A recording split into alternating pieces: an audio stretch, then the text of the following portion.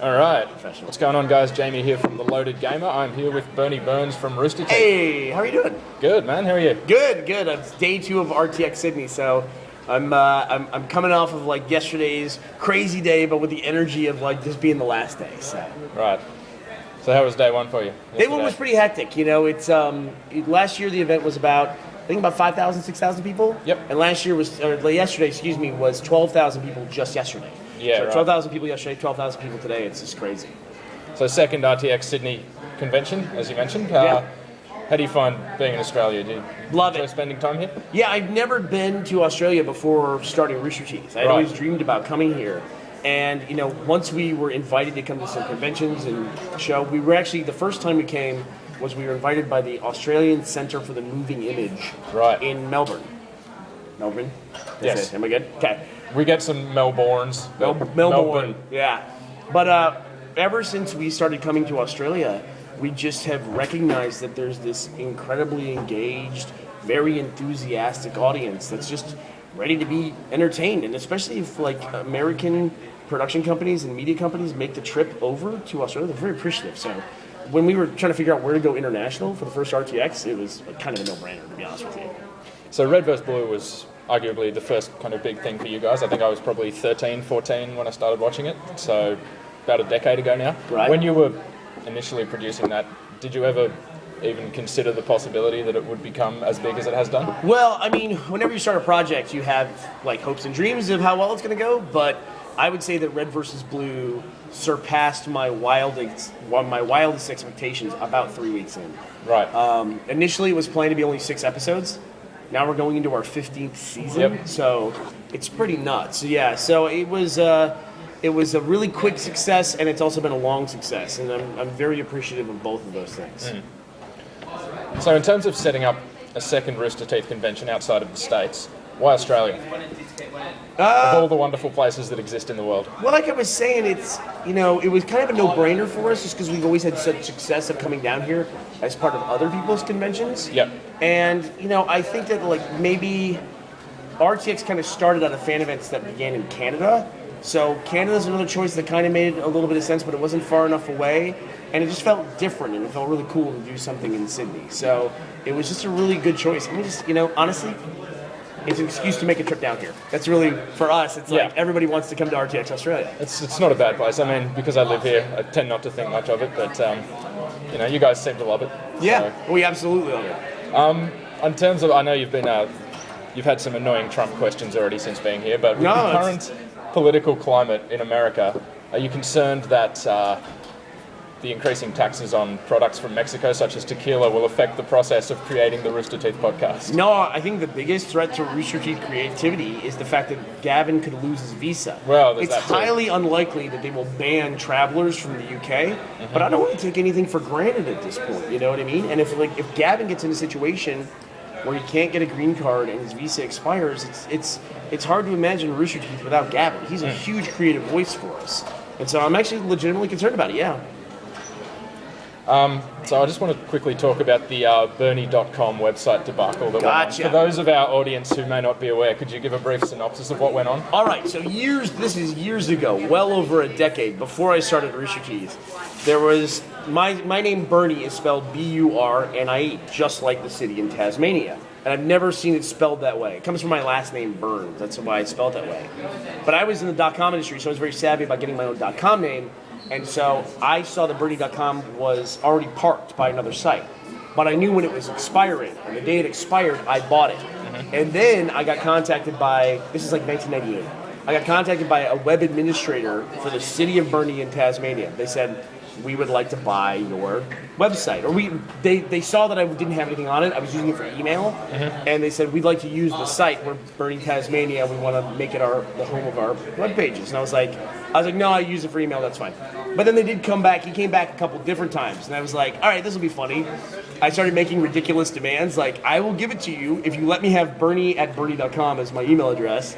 And you put a link to my website on there. I'll let you have it, but you have to hold a parade, and I get to be in front of the parade, and then there has to be a statue of me somewhere in the city that I'll pay for, and I will have built, but you have to allow that to be there. The guy never responded to me after that. And then years later, when I told that story, the mayor of Burnie responded and said, "We've never been in contact with this guy. He's full of crap." Yeah. But I was like, no, the story didn't happen this year. It happened like 14 years ago. So I got kind of called out by the mayor. So I actually went down to Burnie to try to meet with the mayor. But at the time, the mayor was on vacation. This is also years ago now. So Right. This is So like a you did end 20-year up saga. You did end up visiting Burnie after this incident. Oh, yeah. that was so great. So first of all, beautiful town. Yep. And then I got to go around and take photos with like the Burnie trophy shop, the Burnie muffler shop. Like everything has my name on it. So it's like I got to go around and take all these really cool selfies. See, it's so unknown that even me, being Australian, I had not heard of the town of Burnie in Tasmania until I became aware of your connection with it. Right. So that's why. That's kind of how obscure it is. And in I fact, didn't know. for a long time, I don't know if it's still there, but on my website, Burnie.com, in the very bottom corner, it said, "I am not, nor have I ever been a city in Tasmania." And then it has a link to the Burnie homepage for Burnie, Tasmania. Yeah. Yeah. So, sorry.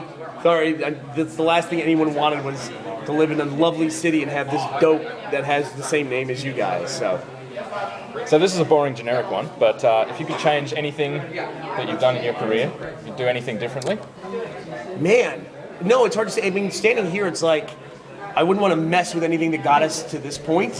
So there's of course like one or two things here, but who knows? You know, even if you did something that ultimately became a failure, those are where you learn, right? And that's how you figure out how to do the next thing bigger and better. And as long as you can keep your confidence up and you can keep your spirit alive, you can always go on to the next project with a stronger sense of what you're going to do. So. No, there's not a lot I would change. I can't think of anything in particular. I can't say. Maybe get started on some stuff earlier. Like maybe start live action a little bit earlier. Yeah. Like for the first 8 years of Rooster Teeth, we had one show. We had Red versus Blue, and that was it. So if we started like things like Achievement Hunter, live action shorts, if we started those like year 3 or 4, who knows where we'd be now. Yeah. Yeah. Another hugely popular project for you guys, Laser Team.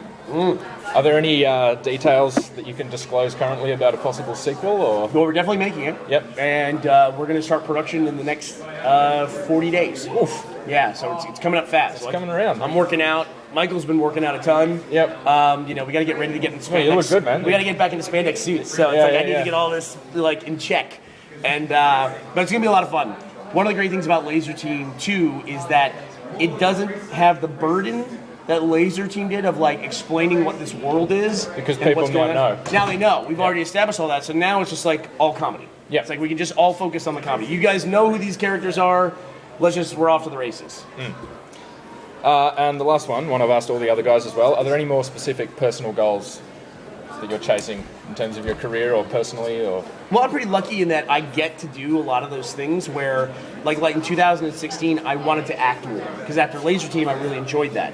And so I acted in about 6 different non-Rooster Teeth projects last year, and they all came out over the course of the year.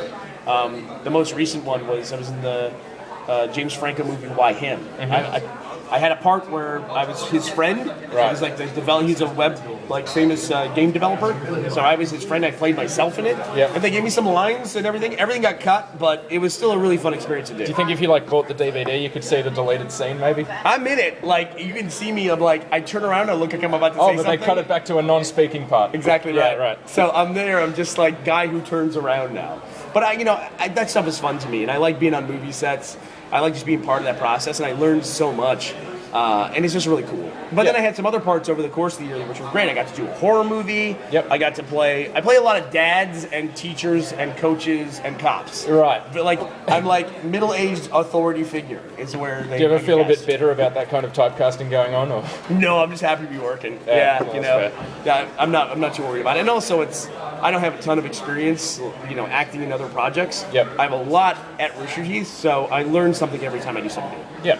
Yeah. All right. Well, thank you very much, man. Cool, We're thank going you. to swap over now. All right.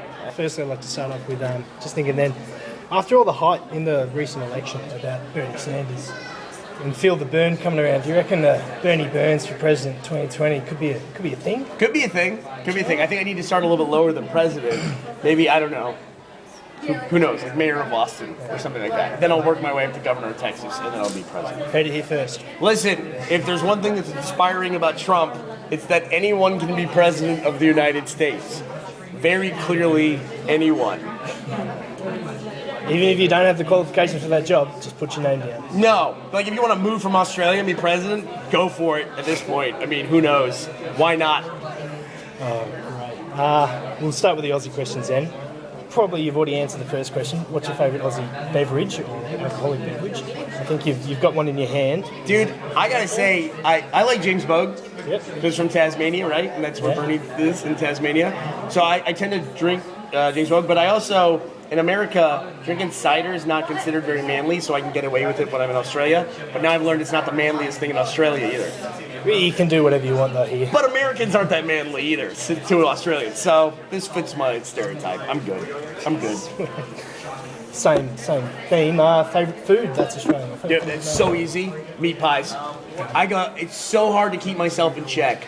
One of the first things I want to do, and this is probably going to sound weird to you, but when I get off the plane, I want to go straight to Pie Face and just like start gorging on meat pies. I know that Pie Face is probably not the upper level of gourmet quality, but I love it. I love it. Australian pies aren't about being gourmet; they're just about being a bit of gravy, a bit of meat. There you go, man. Pastry. Love them, and we try to do them in America, and they suck. They can't get it right. Well, I'm really looking forward to coming to America now, aren't I? Yeah, right. Yeah. You know, lousy meat pies. Are you a tomato sauce on it? No, I'm a purist. Just purist? Yeah. Good. It's like I just break the glass on the front of the counter, just start eating out of there. You would fit in well here. Yeah. Yeah. If you could live in Australia, where would it be? Like, any place? Man, that's a really good question. Normally I would say Sydney, but the weather this week has been pretty brutal. I'm not a guy who deals well with humidity because I'm kind of a bigger guy. And it's like, I don't like the feeling of being kind of sweaty all the time. And Sydney this week has been rough. I love Melbourne. Yeah. I've never been to the Gold Coast. Perth was lovely. It's just way too far away to go to. It's hotter too. Is it? It's hotter, yeah. Yeah. Honestly, I probably would say if I had to live anywhere, I would prefer to live in Melbourne, but I would have to move here with Ashley. She would absolutely make me live in Sydney. There's no question. She used to live here for 4 years, and I think she misses it every single day. Oh, fair enough. Well, it is pretty good, but It's pretty good. mate, Canberra's where you should move to. Oh, Canberra. There you go. It's the capital, right? Yeah, it is the capital. That's we're based there. For good reason. Yeah, No. it was a sheep paddock, and it was a political decision to put it there. So. I know, it's like halfway between Melbourne and Sydney, Yeah. right? Isn't that it? Yeah, I love it. Difficult to believe that it's actually the capital. there's only about 300,000 people, 2 pubs, That's good. 2 pubs. a few kangaroos. Got it, pub. Yeah, right. We'll quickly move on. Australia's very famous for a lot of big structures. We love them. The big apple, big pineapple, big banana, stuff like that. If you could have a big thing that you could build anywhere, what would it be? Just a big Gavin's nose. That would make me so happy. If I could have Gavin's nose as a massive monument, I would get a house where I had a view of that at all points in time. It'd make me so happy. That's great. And we'll finish off with one thing. We've got a little present for you. No kidding. Depends if you want to wear it or not. This is we talked about Burnie.com and the city before. This is a brand spanking new, straight from the thrift shop, shirt of the South Burnie Football Club. Oh, that's fantastic. That is awesome. Thank you, guys. I will wear. We have the podcast tonight. If I can fit into this thing, I'll wear it on the podcast today. That's awesome. Thanks so much. Thanks for talking to us. Great. And, South Burnie Football Club. That's fantastic. Thanks, guys. It's AFL as well, so you can even say it's just iconic to Australia. Yeah.